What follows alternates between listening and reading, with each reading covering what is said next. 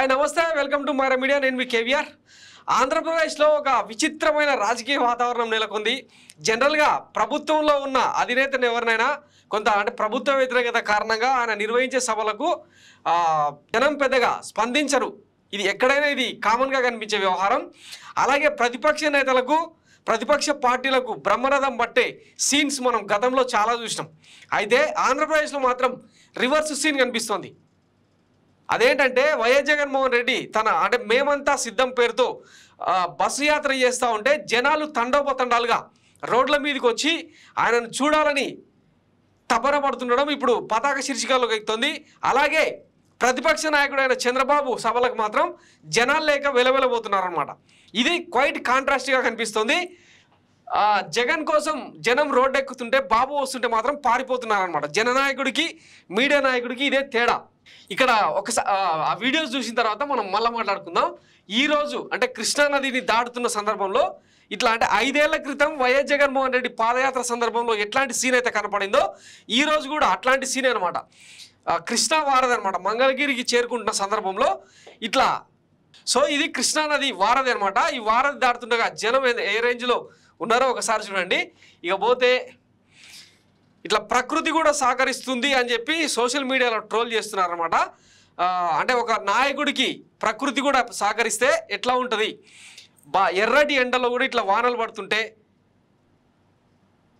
ఇది వైఎస్ జగన్మోహన్ రెడ్డికి దక్కిన ప్రభంజనం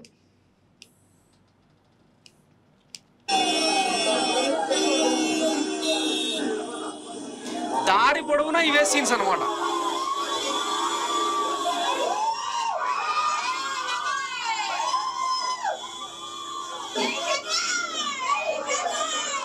ఇక మొన్న కర్నూలులో సభ సాగుతున్న టైంలో కనీసం అంటే చెప్పులు కూడా లేకపోవడం వల్ల అంటే ఉన్నాయి ఆ ఉరుకులాటలో చెప్పులు లేకపోయిన వెంకయ్యమ్మ ఏం చెప్తుందో ఒకసారి వినండి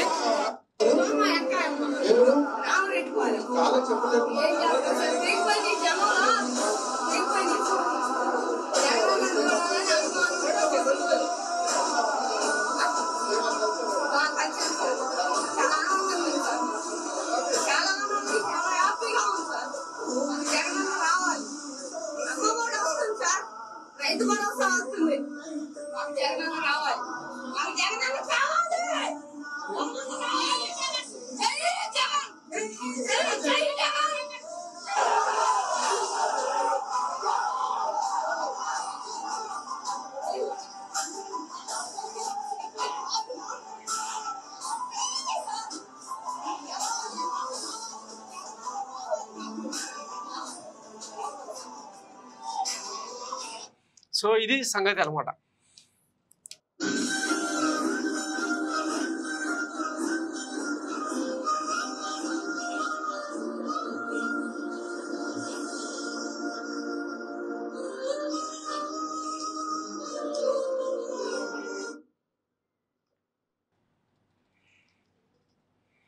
ఇగో ఇట్లా ఏ నాయకుడికైనా ఇట్లా అంటే ఊరికొచ్చి చూడాల్సినంత అవసరం ఏముంటుంది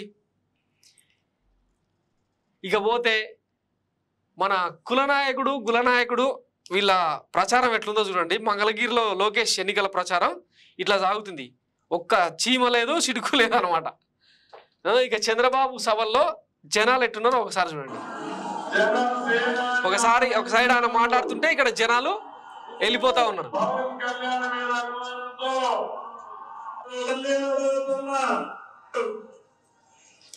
సో ఇది పరిస్థితి ఇక్కడ ట్విస్ట్ ఏంటంటే జనరల్గా అంటే మార్పు కావాలి ప్రభుత్వం మారాలి అనుకున్నప్పుడు ప్రతిపక్ష నాయకులు పెట్టే సభలకు కానీ ప్రతిపక్ష నాయకులు చేసే పాదయాత్రలు కావచ్చు బస్సు యాత్రలు కావచ్చు వాట్ ఎవర్ ఇట్ మేబీ జనాలు తండోపతండాలుగా వచ్చి వాళ్ళ సమస్యలు చెప్పుకునేందుకు తపన పడతారనమాట ఇది ఎక్కడైనా జరిగే వ్యవహారం కానీ అదేంటో విచిత్రం ఎక్కడా కూడా అంటే చంద్రబాబు నాయుడు కానీ పవన్ కళ్యాణ్ కానీ బీజేపీ నేతలు కానీ నిర్వహిస్తున్న సభలకు పెద్దగా జనస్పందన లేకపోగా వైఎస్ జగన్మోహన్ రెడ్డి నిర్వహిస్తున్న మేమంతా సిద్ధం ఈ బస్ యాత్ర ఏదైతే ఉందో దానికి అంటే ఆయన వెళ్తున్న దారుల గుండా జనం వేలల్లో తరలి వస్తుండడం ఇప్పుడు ఆశ్చర్యకరం అనమాట ఇక్కడ ట్విస్ట్ ఏంటంటే గత 40 ఏళ్ళుగా చంద్రబాబు ప్రతిరోజు మీడియాకి ఎక్కి మాట్లాడడం ఆయన జీరగొంతు ఆయన లోటపీసు ముచ్చట్లు విని విని జనానికి బోర్ కొట్టేసింది అనమాట. ఇంకొకటి ఎప్పట్లాగానే రొడ్డకొట్టుడు డైలాగులు, అవే పాత హామీలు, పాత చింతకాయ పచ్చడి లాంటి హామీలు ఇస్తుండడం జనానికి విసుగొచ్చిందనమాట. దీంతో వైఎస్ జగన్మోహన్ రెడ్డికి తెలియకుండానే ఆదరణ పెరుగుతోంది. ఈయన గతంలో అంటే ఇదే ప్రతిపక్ష నాయకులు విమర్శించారు కదా, తాడేపల్లి ప్యాలెస్ వదిలిపెట్టి బయటకు రాడు, జనంలో తిరగడు, ప్రెస్ మీట్లు పెట్టి మాట్లాడలేడు. ఇప్పుడేమో రాయలసీమలో ఒక రకమైన స్పందన, తర్వాత పల్నాడుకు వస్తే ఇంకొక రకమైన స్పందన, అది దాటితే విజయవాడ మంగళగిరిలో మరొక, అంటే ఏరియా దాటే కొద్దీ జనం ఎక్కువ అవుతూనే ఉన్నారు తప్ప తగ్గట్లేదు. ఇక్కడ ఇంకొకటి, గతంలో సిద్ధం సభలకు బస్సులు పెట్టి బీర్లు తాగిపించి బిర్యానీలు ఇచ్చి జనాల్ని తోలుకొస్తా ఉన్నారని చెప్పి గతంలో పచ్చపత్రికల్లో రాసిరు కదా.